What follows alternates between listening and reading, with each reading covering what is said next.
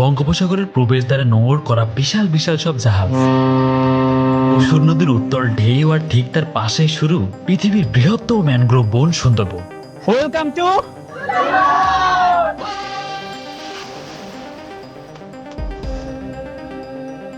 প্রায় 30 জনের এক বিশাল গ্যাং নিয়ে আমাদের আজকের গন্তব্য করমজল।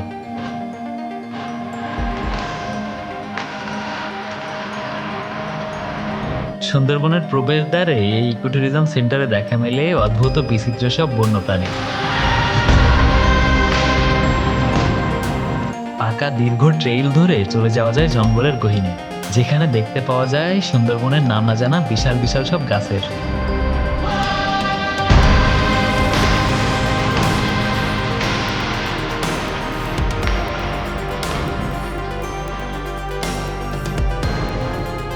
সুন্দরবনের গভীরে আমাদের এই অ্যাডভেঞ্চার কেমন ছিল, চলুন একদম শুরু থেকেই শুরু করা যায়।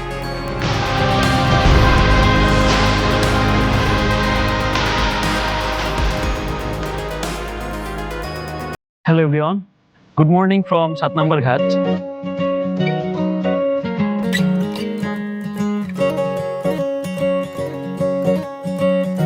শেষ কবে এত সকালে উঠছি মনে নাই। দেখেন আমার পিছনে সূর্য উঠতেছে মাত্র।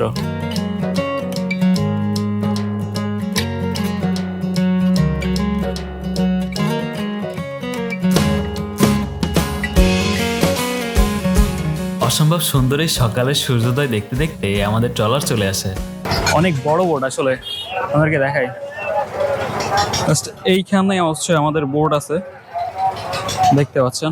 আর এই বোটে আমরা যাচ্ছি হলো 25 জনের মতো। বিএল কলেজের বিশাল গ্যাং নিয়ে আমরা বেরিয়ে পড়ি। তো আমরা এখন বেরোয় গেছি সুন্দরবনের উদ্দেশ্যে। আমরা আজকে যাচ্ছি হলো সুন্দরবন, আর আমাদের সাথে আছে হলো এই ব্যক্তিরা।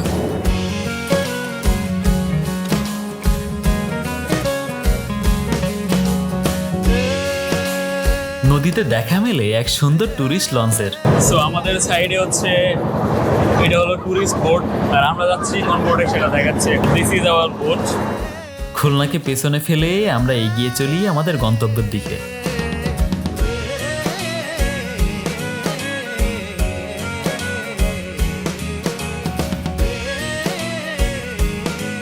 তো আমরা এখন চলে আসছি চালনা বাজার।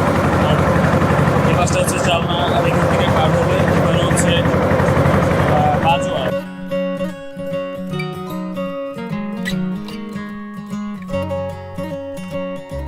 বাজোয়ার অপোজিট সাইডে এখন এখানে এটা হলো একটা সিমেন্ট উৎপাদন কেন্দ্র, সিমেন্ট ফ্যাক্টরি, যেটা নদীর সাইডে বেশ বড়। এই যে নদীটা, এই নদীর নাম হচ্ছে চালনা নদী। এই নদী ধরে সামনে গেলে আমরা যে পৌঁছাবো পশুর নদীতে। বঙ্গোপসাগরের প্রবেশদ্বারে থাকা এই নদী বাংলাদেশের নৌ চ্যানেল হিসেবে কাজ করে। আর এই নদীটা অনেক বড়। নদীতে প্রবেশ করলে দেখা যায় অনেকগুলো করে শিপ, দেখা যায় এখানে শিপ আছে, আর পুরো শিপগুলো নোংর করা আছে নদীর ভিতরে। নদীর বুকে এই বিশাল কার্গো জাহাজগুলো সরাসরি ভিড়তে পারে না বন্দরে, তাই গভীরে পশু নদীতে নোঙর করে ছোট ছোট লাইটার শিপের মাধ্যমে খালাস করে পণ্য।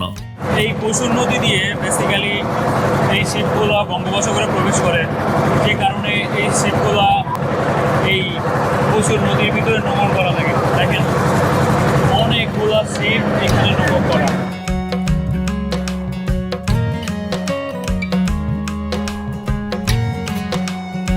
মোংলা বন্দর পোর্টের একটা ঘাটে আমরা এখন আমাদের ট্রলার দাঁড় করাইছে। এই সাইডে আমাদের ট্রলার, আর এখানে দাঁড় করানোর উদ্দেশ্য হলো এখান থেকে খাবার নিয়ে তারপর আমরা রওনা দিব করমজলের উদ্দেশ্যে। সবার জন্য দুপুরের খাবার নিতে চলে যায় মোংলা বাজারে।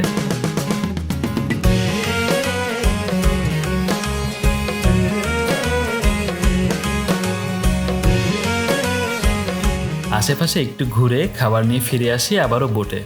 তো মোটামুটি খাবার নেওয়া শেষ। এখান থেকে প্রায় 30 জনের মতো খাবার নিছি, আর এখন আমরা বোটে উঠবো, উঠে রওনা দিব করমজলের উদ্দেশ্যে। তো চলেন যাওয়া যাক। তো বোট ছাড়ে দিছে মোংলা থেকে, এখন চলে যাচ্ছি আমরা মোংলার পিছে রেখে। মংলাকে পেছনে রেখে আমরা আবারও রওনা দিই আমাদের গন্তব্যের উদ্দেশ্যে, আর এর মধ্যে সেরে ফেলি দুপুরের খাবারের পর্বটাও।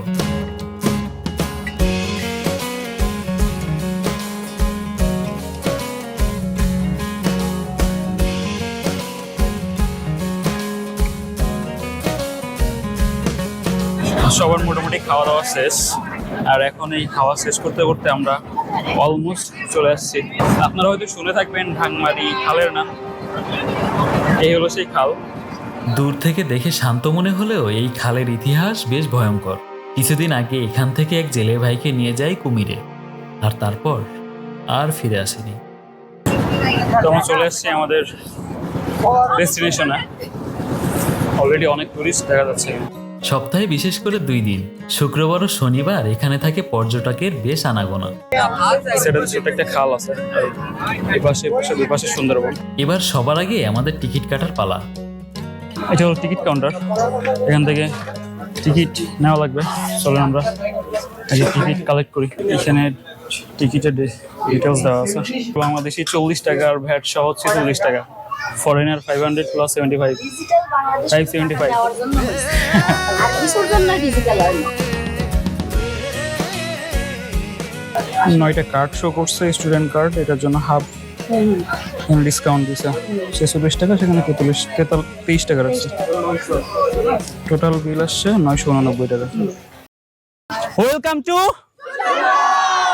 তো বেসিক্যালি আমার পিছে একটা গেট আছে যেখানে লেখা করমজল সুন্দরবন, আর তার ঠিক ডান সাইডে এখানে আরো একটা গেট আছে করমজলে স্বাগতম, যেটার নিচে এখানে রয়্যাল বেঙ্গল টাইগার, অ্যান্ড এই সাইডে হরিণের একটা।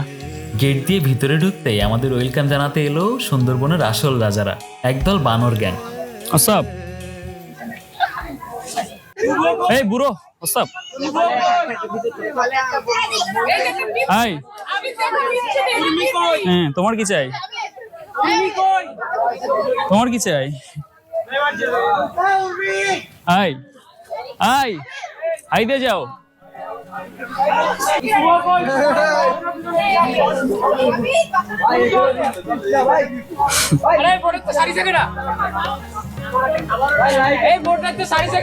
হ্যালো বুড়ো।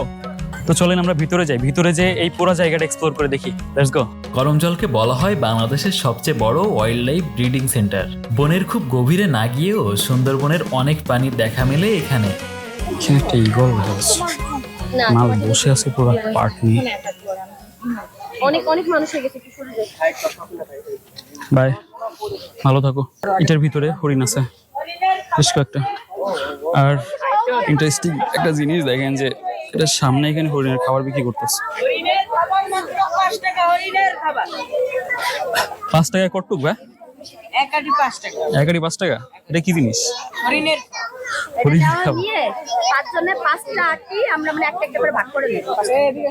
আর সেটা সমাধান হরিণ একটা দিলেও আসবে, এক ইয়া দিলেও আসবে। এছাড়া দেশের একমাত্র কুমির প্রজনন কেন্দ্র হিসেবে পরিচিত এই জায়গাটা। শুধু কুমিরই নয়, সুন্দরবনের মায়াবী চিত্রা হরিণের দল আর বিলুপ্তপ্রায় কচ্ছপদের খুব কাছের থেকে দেখতে পাওয়া ছিল বেশ আনন্দের। এর ঠিক পাশে রয়েছে অনেক উঁচু এক ওয়াচ টাওয়ার, যার উপরে উঠলে পুরো সুন্দরবন দেখা যায় এক নজরে।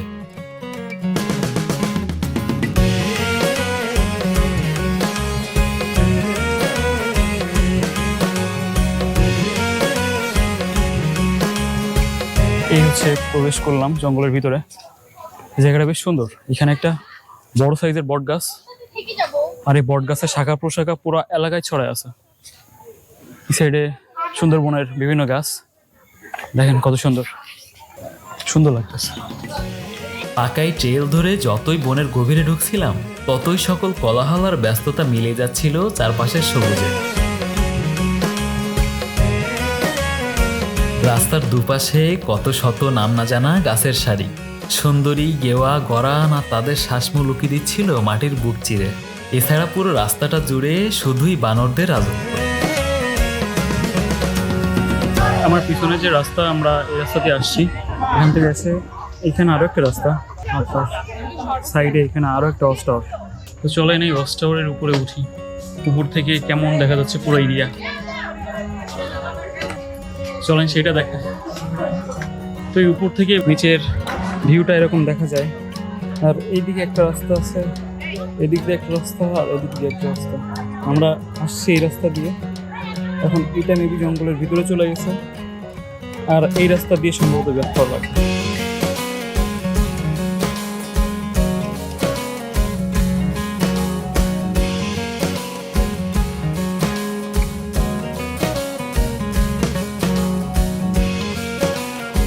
রাস্তার ভিতরে আবার এখানটায় সুন্দর বসার জন্য জায়গাও করা আছে। এই সুন্দরবনের ভিতরে এরকম বসার জায়গা, আর এই রাস্তা চলে গেছে আরো ভিতরে। বনের ভিতরে এখানে ছোট একটা খাল আছে,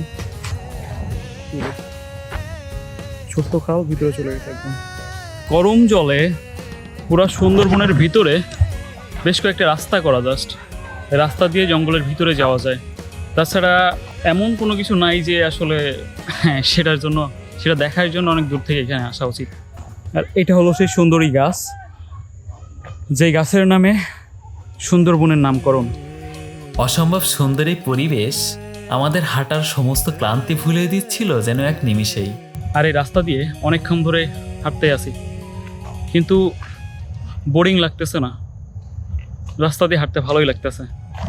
দেখেন কত সুন্দর রাস্তা। বনের মধ্যে এই পথটা যেন শেষই হচ্ছিল না। তবে আমিও নাছরবান্দা, নিজের সাথে চ্যালেঞ্জ নিলাম, এই পুরো ট্রাক শেষ না করে আমিও আজ ফিরছি না। তো অবশেষে প্রায় 2.5 ঘন্টার বেশি হাঁটার পরে এই যে বের হওয়ার রাস্তা আমরা পাইছি। এখন মোটামুটি বাইরে চলে আসছি, চলেন যাই। এই দিকটা পুরোটা হচ্ছে স্টাফ কোয়ার্টার। এখানে যারা থাকেন, চাকরি করেন বা কর্মরত আছেন তারা সবাই এখানটায় থাকে। তো এই স্টাফ কোয়ার্টারে তাদের মোট 24 জন স্টাফ আছেন, তারা এই পুরা এরিয়া আসলে দেখাশোনা করেন। আজকে আসার সময় কতগুলো ট্যুরিস্ট দেখলাম, এতগুলো ট্যুরিস্ট তারা মেনটেন করেন মাত্র 24 জন স্টাফে। অ্যামেজিং। এই গায়স, তোমরা কি খাচ্ছ?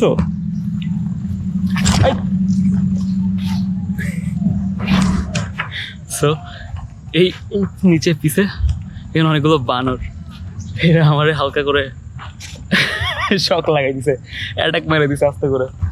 এই যে এই মহাশয়, আরে বাস কিসে ভাই, কোনো সমস্যা? যাই হোক, চলেন আমরা বের হয়ে যাই। সুন্দরবনের নদীগুলো কিভাবে জলের মতো ছড়িয়ে ছিটিয়ে আছে আর শেষমেশ বঙ্গোপসাগরের কোথায় মিশেছে তা ট্যুরিস্টদের বোঝানোর জন্য রয়েছে বিশাল এক রিলিফ ম্যাপ। শুধু ম্যাপই নয়, এখানে অতি যত্নে সংরক্ষণ করা আছে কুমিরের ডিম, রয়্যাল বেঙ্গল টাইগারের পায়ের ছাপ এবং সুন্দরী গাছের শ্বাসমূল। পুরা এরিয়া ঘুরে ফেললাম, এখন আমাদের ব্যাক করার পালা। আমরা চলে আসছি ঘাটে, কিন্তু আমাদের বোট এখানে না, বোট হচ্ছে ওই সাইডে। আমরা এখান থেকে বোটে উঠবো, তারপরে বোটে উঠে চলে যাবো আবার। সো সবাই ভালো থাকেন, বাই।